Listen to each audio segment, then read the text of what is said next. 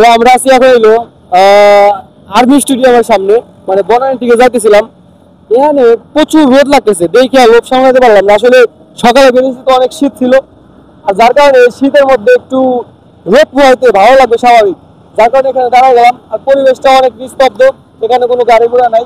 But ওই রাস্তায় প্রচুর গাড়ি চলতেছে, ওই দিকটা ওই রাস্তায় ওই রাস্তায় প্রচুর গাড়ি চলতেছে।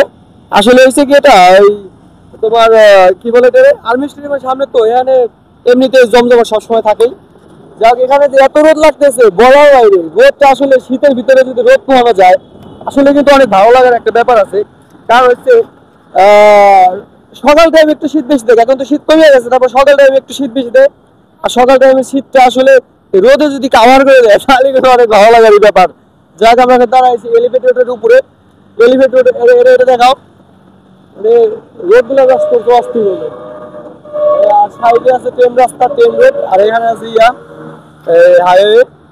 তো এই হলো অবস্থা। তো মোট মিলে বলা যায় ভালো লাগতেছে এই শীতের ভিতরে একটু গরম খাওয়া বা একটু রোদের উষ্ণতা শুষ্কতা, ঠিক আছে, এই হলো কাহিনী।